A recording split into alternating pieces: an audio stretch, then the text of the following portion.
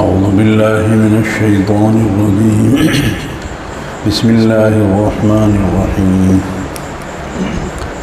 يا أيها الناس اتقوا ربكم الذي خلقكم من نفس واحدة وخلق منها زوجها وبث منهما رجالا كثيرا ونساء واتقوا الله الذي تساءلون به والأرحام إن الله كان عليكم رقيبا وآتوا اليتامى أموالهم ولا تتبدلوا الخبيث بالطيب ولا تأكلوا أموالهم إلى أموالكم إنه كان حوما كبيرا وإن خفتم ألا تقسطوا في اليتامى فانكحوا ما طاب لكم من النساء مثنى وثلاث ورباع فإن خفتم ألا تعدلوا فواحدة أو ما ملكت أيمانكم ذلك أدنى ألا تعولوا صدق اللہ العظیم۔ قرآن کریم کی یہ چوتھی صورت ہے، اس کا نام سورہ نساء ہے۔ سورہ نساء کے معنی عورتیں۔ اس صورت شریفہ میں زیادہ تر احکام عورتوں سے متعلق اللہ سبحانہ و تعالیٰ نے بیان کیے ہیں، اس لیے صورت شریفہ صورت النساء کے ساتھ مشہور ہو گئی، عورتوں والی صورت۔ پچھلی صورت میں باری تعالیٰ نے جو اختتام فرمایا صورت کا، وہ تقوی پر فرمایا ہے، تو اس صورت شریفہ کا آغاز بھی اللہ نے تقوی پر کیا ہے۔ تو پچھلی صورت کا جو خاتمہ ہے اور اس صورت کا جو فاتحہ ہے، دونوں آپس میں جڑے ہوئے ہیں۔ پہلی صورت کا اخیر اور اس صورت شریفہ کی ابتدا دونوں آپس میں جڑے ہوئے ہیں۔ اللہ سبحانہ و تعالیٰ کا یہ کلام بڑا مرتب ہے، بڑا عجیب ہے، بڑا پر لطف ہے۔ اللہ ہمیں اس کے انوارات اور برکات سے مالا مال فرمائے۔ فرمایا اللہ سبحانہ و تعالیٰ، اے لوگو اپنے رب سے ڈرو، اپنے رب سے ڈرو۔ ڈرنے کا مطلب یہ نہیں مسجد میں آئے تو ڈر گئے، گالی چھوڑ دی، شراب چھوڑ دی، بدکاری چھوڑ دی، سب کچھ چھوڑ دیا، جب باہر نکلے پھر وہ سارے گناہ جو پہلے سے کرتے چلے آ رہے تھے ان سب کو کرنے لگے۔ اس کا نام تقوی نہیں ہے۔ تقوی یہ ہے، اللہ کا خوف یہ ہے کہ مسجد میں رہتے ہوئے اللہ سے ڈریں، گھر میں رہتے ہوئے اللہ سے ڈریں، گلیوں میں گھوم رہے ہیں تب اللہ سے ڈریں، اپنی کار میں بیٹھے چل رہے ہیں تب اللہ سے ڈریں، ہوائی جہاز میں سفر کر رہے ہوں تب بھی اللہ سے ڈریں۔ کوئی جگہ ایسی نہ ہو ہماری کہ ہمیں اللہ کا خوف نہ ہو۔ ڈاکٹر عبدالحی علیہ رحمہ بہت بڑے تھانہ رحمۃ اللہ علیہ کے خلافہ میں سے گزرے ہیں۔ ان کے ایک مرید نے آ کر حضرت سے عرض کی، حضرت مجھے مقام احسان حاصل ہو گیا۔ احسان کا مطلب یہ ہے کہ آدمی اس طرح عبادت کر اللہ سبحانہ و تعالیٰ کی کہ وہ اللہ کو دیکھ رہا ہے۔ اللہ کو نماز پڑھ رہے تو اللہ کو دیکھنے والے ہوں گویا ہمیں، اور اگر یہ مرتبہ حاصل نہ ہو تو کم از کم یہ ہو کہ اللہ ہمیں دیکھ رہا ہے۔ اس کا نام احسان ہے۔ حضرت نے بڑی خوشی کا اظہار فرمایا، بہت اچھا بھائی، ماشاءاللہ، بہت اچھا، بہت اچھا۔ پھر حضرت نے پوچھا، رے بھائی تمہیں احسان کس چیز میں حاصل ہوا؟ توجہ سے سننے کی اور غور کرنے کی بات ہے۔ تمہیں احسان کس چیز میں حاصل؟ کہ نماز میں؟ جب نماز پڑھتا ہوں تو یہ سوچتا ہوں مجھے میرا اللہ دیکھ رہا ہے یا میں اللہ کو دیکھ رہا ہوں۔ بڑے بڑے ہوتے ہیں، جو بڑوں سے جڑ گیا اس کو ہی بڑوں کے جڑنے کا لطف حاصل ہوتا ہے، جو بڑوں سے جڑا نہیں اسے کیا لطف آئے گا؟ تو کیا کہا حضرت نے، ارے بھائی صرف احسان نماز ہی میں مطلوب نہیں ہے بلکہ ہر عمل میں احسان مطلوب ہے۔ نماز ہی میں نہیں کہ میرا اللہ مجھے دیکھ رہا ہے یا میں اللہ کو دیکھ رہا ہوں، بلکہ ہر عمل میں یہ رہنا چاہیے میرا اللہ مجھے دیکھ رہا ہے۔ کھیت میں ہل چلا رہے ہوں، ٹریکٹر چلا رہے ہوں، اس وقت میں ذہن میں رہے میرا اللہ مجھے دیکھ رہا ہے۔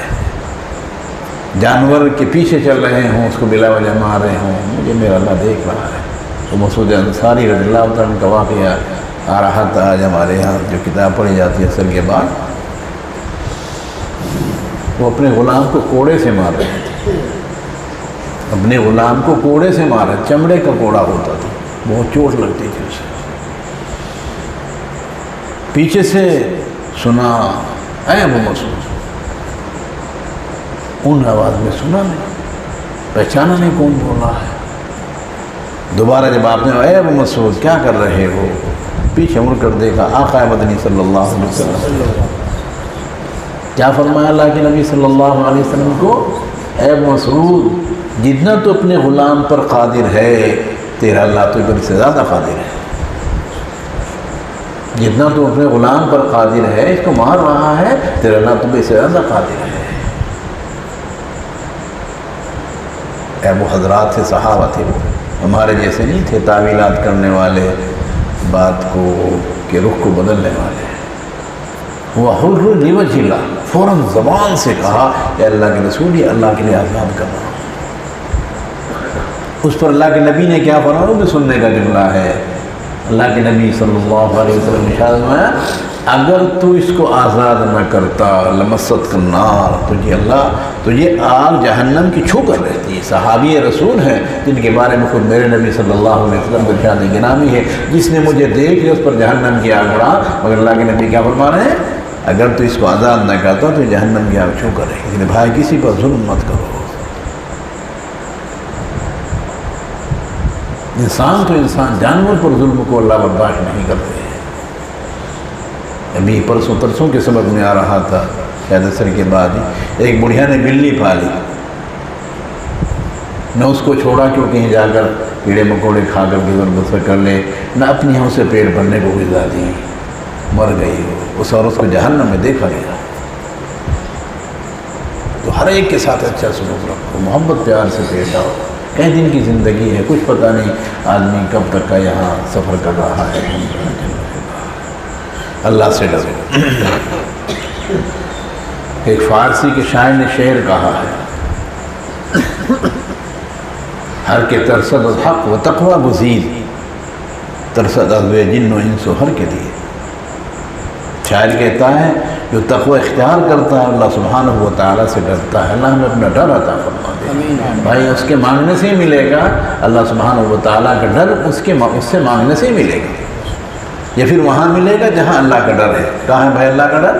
دکانوں میں ہے، بلڈنگوں میں ہے، کاروں میں ہے، بیٹھ میں نہیں۔ کہاں ہے اللہ کا ڈر؟ اللہ کے نہیں، بندوں کے پاس اللہ کا ڈر ہے۔ تو جن کے پاس یہ ڈر ہے وہاں ہمارا جانا آنا ہو جائے، ہمیں بھی وہ ڈر حاصل ہو جائے گا۔ اگر آپ مٹھائی کی دکان کے پاس وکیل صاحب کے پاس آ کر کہیں بھئی میں ایک گولی سر میں ذرا دے دو مجھے، ابھی صاحب کیا کہہ رہے پاگل ہو گیا تو ڈاکٹر ہے یہاں کیوں نہیں دے رہے دوائی؟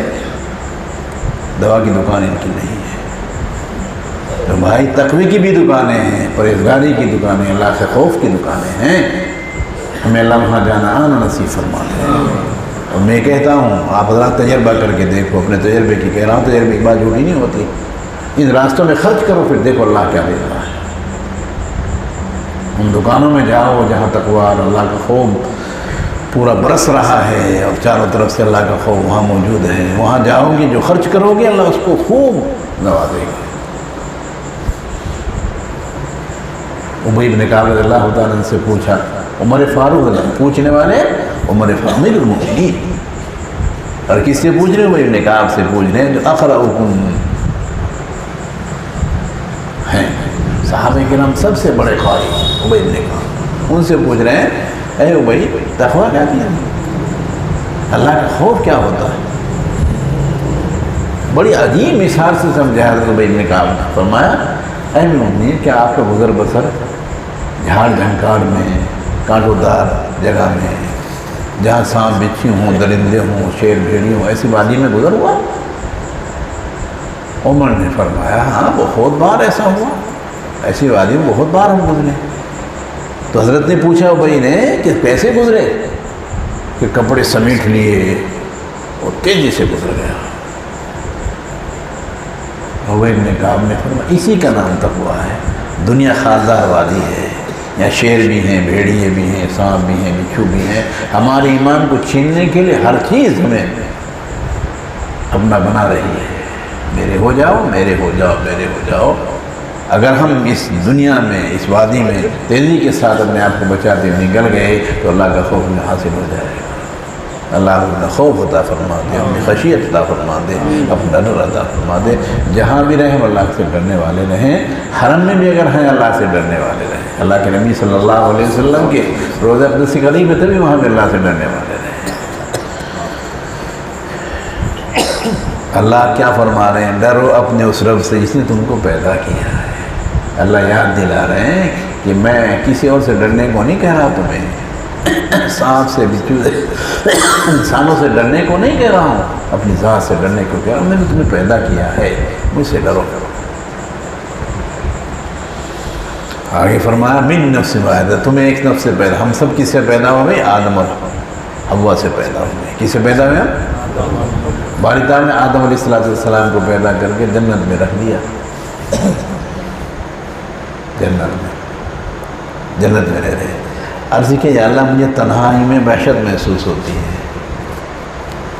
حق سبحانہ و تقدس نے حضرت آدم ہی کی بائیں پسلی سے حوا کو پیدا کر دیا۔ جب دیکھا حضرت آدم علیہ السلام نے ایک عورت ہے، پوچھا تو کون؟ کہا میں حوا۔ کس کے لیے بنائی گئی؟ کہ آپ کے لیے۔ دیکھو تو انہوں نے ان کو ہاتھ لگانا چاہا، آدمی کی فطرت ہے، وہ تو مائل ہوتا ہے دل۔ اللہ سبحانہ و تعالیٰ کا پیغام، علامہ صالح رحمۃ اللہ لکھا ہے، اللہ کا پیغام آیا آدم علیہ السلام، اے آدم اس کا مہر ادا کرو پہلے، اس کا مہر ادا کرو پہلے۔ اللہ سے پوچھے اللہ مہر کیا ہے؟ قربان ہے نبی صلی اللہ علیہ وسلم۔ کیسے نبی اللہ نے عطا فرمایا؟ اس کا مہر میرے نبی، میرے محبوب صلی اللہ علیہ وسلم پر درود بھیجنا ہے۔ کیسے نبی اللہ نے دی؟ آدم علیہ السلام کو اپنی بیوی کا مہر ادا کرنے کے لیے اللہ سبحانہ و تعالیٰ نے بتایا کہ میرے نبی پر صلاۃ و سلام بھیجے، اس کا مہر ادا ہو جائے گا۔ ہمیں اگر اللہ کے نبی کا نام آ بھی رہا ہو تبھی ہمیں صلی اللہ علیہ وسلم کہتے ہوئے تب دقت محسوس کہ اللہ ہمیں اس سے عشق عطا فرمائے۔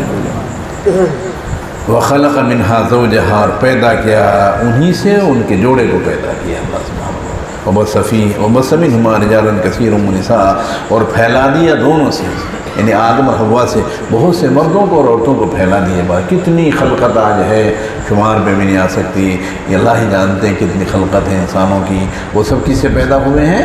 آدم اور حوا سے پیدا ہوئے ہیں۔ وَاتَّقُوا اللَّهَ الَّذِي، اللہ پھر دوبارہ اپنی یاد دہانی کرا رہے ہیں، اللہ سے ڈرو جس سے تم مانگتے ہو۔ دیکھو اللہ سبحانہ کیسے پیار سے فرماتے ہیں، اوپر تو فرمایا جس نے تم کو پیدا کیا اس سے ڈرو، اب فرما رہے ہیں اس اللہ سے ڈرو جس سے تم مانگتے ہو۔ بچہ بھوکا ہوتا ہے، ماں سے پہلے دودھ مانگتا رہتا ہے، پھر تھوڑا بڑا ہوتا پھر روٹی مانگتا ہے۔ مانگتا کس سے؟ مگر وہ اپنی ماں ہی سے مانگتا ہے۔ تو ہم بھی کس سے مانگتے ہیں؟ اللہ سے۔ اللہ فرما رہے ہیں اس اللہ جس سے تم سوال کرتے ہو، مانگتے ہو۔ والارحام، اور رحموں سے بھی ڈرو، رحموں سے بھی ڈرو۔ رحم کہتے ہیں رشتہ داریوں کو۔ اس سلسلے میں احادیث شریفوں میں بڑے بڑے انعامات بھی ہیں اور رشتہ داری کو ختم کرنے پر وعیدیں بھی ہیں۔ حدیث میں اللہ کے نبی صلی اللہ علیہ وسلم نے فرمایا جو شخص یہ چاہے اس کی عمر میں برکت ہو، اس کی روزی میں اضافہ ہو، جس کی عمر میں برکت ہو، اس کی روزی میں اضافہ ہو، اس کو چاہیے کہ رشتہ داریوں کو باقی رکھا کرے، سیرہ رہنے کرے۔ کتنا بڑا فائدہ ہے۔ بعض چچا سے نہیں بولتے، پھوپھی سے نہیں بولتے، خالہ سے نہیں بولتے، بھائی سے نہیں بولتے، اس کو ختم کرو، بولنے کا مزاج رکھو، محبت اور پیار سے رہو۔ کیا فائدہ اس کا ہے؟ ایک تو روزی میں برکت آئے گی، دوسرے عمر میں اضافہ ہوگا۔ میں نے مظہری شریف میں عبارت پڑھی تھی، ایک حدیث، بس اوقات آدمی کی عمر 3 لکھی رہتی ہے، رشتہ داریوں کے جوڑنے کی برکت سے 30 کر دی جاتی ہے۔ 3 ہے عمر لیکن رشتہ داری جوڑنے پر 30 کر دی جاتی ہے، اور رشتہ داری کو توڑنے کی نحوست سے وہ 30 لکھی رہتی ہے، 3 کر دی جاتی ہے۔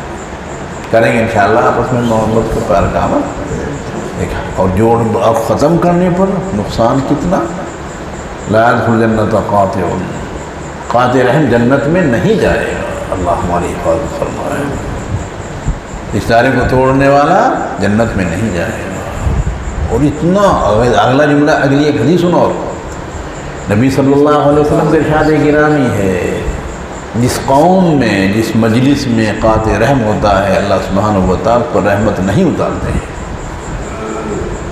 رشتہ داری کو توڑنے والا ہے اور اللہ کی رحمت سے محروم ہونے والے اس کی مثالیں ہونے ہیں۔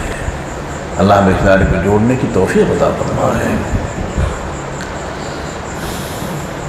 بے شک اللہ تم پر نگراں ہے۔ اللہ نے پھر آخر میں اپنا حاکمانہ انداز اختیار کیا ہے۔